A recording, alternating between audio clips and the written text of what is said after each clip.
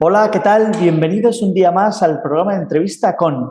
Hoy hablamos de la salud de los huesos desde una perspectiva enfermera y lo hacemos de la mano de Isabel Balaguer Trull, que es enfermera del Servicio de Reumatología y Metabolismo Óseo del Hospital General Universitario de Valencia. Isabel es una enfermera muy activa en cuanto a su participación en eventos científicos, en congresos y en formación dentro del ámbito donde ella es experta. Y con ella vamos a hablar de osteoporosis, una dolencia que afecta a casi 3 millones de personas en España, personas cuyos huesos se vuelven frágiles y tienden a fracturarse.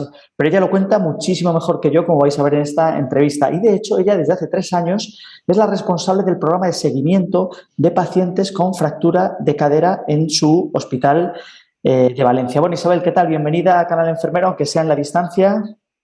Hola, buenas tardes, muchas gracias. Bueno, Isabel, acabas de coordinar un curso que ha organizado Grumental en el que muchas enfermeras se han puesto al día en el tema de la osteoporosis. Se han arrojado ahí algunos datos sorprendentes, como por ejemplo que la prevalencia de la osteoporosis va a ser mayor en España que en otros países de nuestro entorno, ¿no? ¿A qué se debe este previsible aumento de la incidencia de esta enfermedad? Bueno, pues la osteoporosis ya es una enfermedad con una incidencia muy elevada y que no le damos la importancia que realmente tiene, ¿no? No es una enfermedad, es una enfermedad silenciosa, se conoce como una epidemia prácticamente silenciosa porque no da ningún síntoma, no da la cara hasta que no aparecen las fracturas. Y como sabéis, pues sobre todo personas con edad avanzada tienen mucho más riesgo. Entonces, el aumento de la esperanza de vida en nuestra población va a hacer que la incidencia de esta enfermedad sea todavía más elevada de lo que es hoy en día. Y aunque parezca una paradoja, pues bueno, la mayoría de los pacientes que necesitan tratamiento para osteoporosis no lo llevan y por el contrario hay muchos que realmente no lo necesitarían llevar y sí que lo llevan. Entonces ahí es un aspecto donde tenemos que incidir mucho, hacer mucha educación, sobre todo por parte de enfermería, para que se conozca bien la patología, los pacientes sepan cómo prevenirla desde la infancia prácticamente y sobre todo en la edad adulta y poder intentar, pues, por lo menos que no lleguen al punto de la fractura, que ya es el punto de no retorno, porque a partir de ahí el riesgo de volverse a fracturar es todavía mucho más elevado. ¿Crees que existe cierto desconocimiento, ya no solo entre la población, sino también entre los profesionales sanitarios, porque ha habido campañas, se ha hablado de osteoporosis, pero no se somete a densitometría todos los pacientes que deberían someterse, ¿no? ¿Por qué hay esas lagunas? Sí, efectivamente, sobre todo porque es una enfermedad sin síntomas, ¿no? Como he comentado. Entonces, el cribado que se hace, por desgracia, se hace cuando el paciente ya se ha fracturado la mayoría de las veces. Es muy raro que pacientes, pues sobre todo mujeres, a raíz de la menopausia, la densidad ósea de forma automática se ve alterada. Entonces, debería ser el punto donde se realizará un cribado para descartar a aquellas personas con más riesgo de fractura en el futuro. Pero hoy en día, al ser una enfermedad que no da síntomas, que no produce dolor, pues no es tan conocida o no se le hace tanto caso como una hipertensión, una diabetes o una artrosis, ¿no? Que sí que es más incapacitante. La osteoporosis perfectamente pueden estar los pacientes años y años con un desgaste en los huesos y no saberse hasta que no aparece esa fractura. Entonces, lo importante es intentar incidir en el momento previo a la fractura, ¿no? Sobre todo a través de la educación, yo creo que es un pilar fundamental en el abordaje de esta patología. ¿Crees, por ejemplo, que las enfermeras de primaria pueden hacer una gran labor, ya que están mucho más cercanas al paciente para intentar ver si hay un riesgo de osteoporosis? Por supuesto, nosotros como enfermeras que trabajamos en atención especializada, la mayor parte de las veces vemos al paciente ya fracturado, pero en atención primaria se puede llegar a controlar a ese paciente antes de la fractura, ¿no? O sea, realizando una buena prevención, educación sanitaria en cuanto a hábitos de vida saludables, dieta, ejercicio, prevención de caídas y sabiendo que es una enfermedad que se duplica e incluso se triplica su incidencia con los años. Entonces, también tenemos la población de riesgo con la que podemos actuar desde atención primaria para evitar llegar a esa fractura, ¿no? Que al final es el punto clave. Pero entiendo, como pasa, por ejemplo, con diabetes, que se pueden, con hipertensión, que hay medidas higiénico-dietéticas, por ejemplo, de vida activa que pueden prevenirla y nadie les hace ni caso hasta que no se pegan un susto, ¿no? Es una situación paralela a la que se ve con la osteoporosis. Sí, porque muchas veces las medidas más básicas las tenemos a nuestra mano y son las que menos se utilizan, ¿no? En cuanto a la alimentación es básica, la osteoporosis diríamos desde la infancia. El hueso se viene formando desde que somos pequeños, entonces lo que conviene es llegar a una edad adulta con un pico de masa ósea lo más fuerte posible. Entonces, para eso se necesitan unos hábitos saludables desde la infancia, manteniéndolos en la edad adulta y siguiendo durante la vejez, el mito de que las personas mayores ya no absorben el calcio, no hace falta que tomen leche, la leche les sienta mal. Eso sabemos que no es así. Es más, es el momento clave en el que necesitan toda esa educación y todas esas medidas. El ejercicio, mientras no estén limitados y siempre adaptados a sus posibilidades, hay que fomentarlo, establecer un plan de caídas, que su entorno sea lo más seguro posible para evitar que puedan caerse con el riesgo que tengan de fractura. Entonces, desde atención primaria es un punto clave.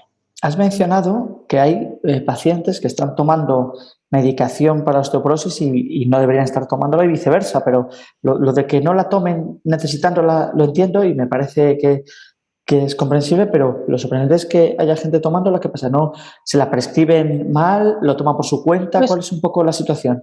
muchas veces nos hemos encontrado con pacientes, sobre todo derivados más a lo mejor de centros privados o de ginecología, que mujeres en la edad de menopausia, que en una densitometría están en rango de osteopenia y que en ese caso, sin ningún otro factor de riesgo, simplemente con medidas higiénico-dietéticas sería suficiente.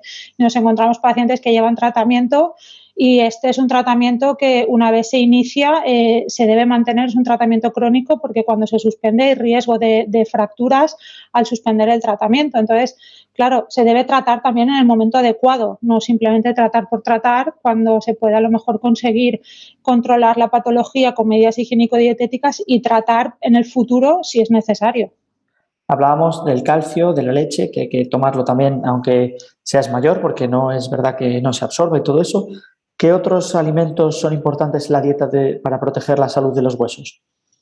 Pues aparte de los lácteos, que sabemos que son los más importantes, tenemos otra serie de alimentos, verduras de hoja verde, acelgas, espinacas, coliflores, frutos secos, pescados azules, las semillas de soja, sésamo, todos esos alimentos también nos pueden aportar calcio. Y luego otro punto importante, la vitamina D, que sí que nos encontramos, sobre todo nosotros pacientes que vemos en el hospital, sobre todo los más mayores, con unas vitaminas D bajísimas, que parece mentira también, viviendo en un país con prácticamente sol todo el año, nos encontramos con ¿Y eso tiene unos que niveles de ver vitamina D. porque no salen a la calle, no, o qué? ¿Hacen vida muy sedentaria dentro de casa? Y bueno, con la pandemia Claro, quizás se haya normalmente. agravado eso.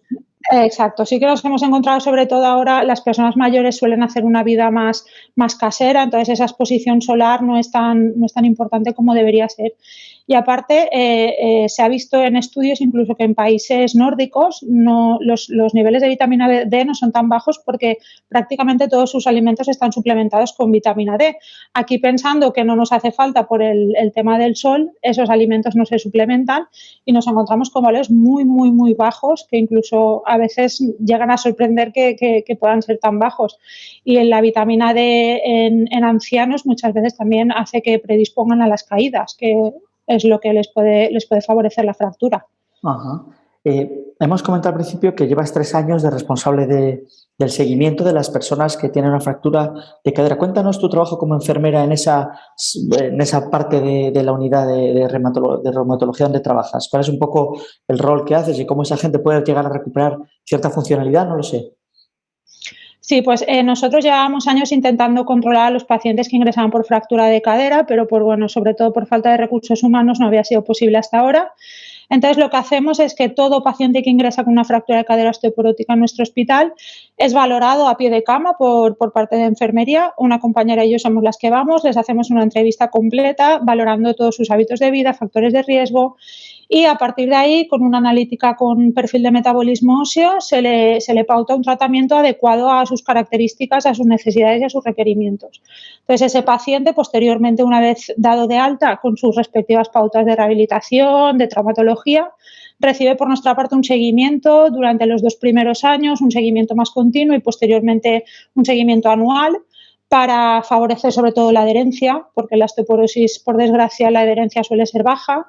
y para intentar elaborarles también un plan de cuidados adecuado a sus características en cuanto a alimentación, prevención de caídas, ejercicios y estar un poquito más pendientes de ellos en el sentido ese, ¿no? Que no solo sea la fractura, la rehabilitación, sino también preocuparnos por el estado de sus huesos y prevenir que puedan volver a refracturarse. Muy bien, pues Isabel, se nos está quedando nos estamos quedando sin tiempo. Te agradecemos muchísimo que hayamos dedicado este ratito a hablar de osteoporosis. A todos los que están viendo este programa, no es una enfermedad baladí, que las fracturas luego son muy difíciles de recuperar, provoca mucha incapacidad, mucha dependencia y hay muchas medidas que están en nuestra mano desde muy jóvenes, desde que nacemos, para que luego tengamos una buena salud ósea y no nos pille la menopausia con la defensa baja.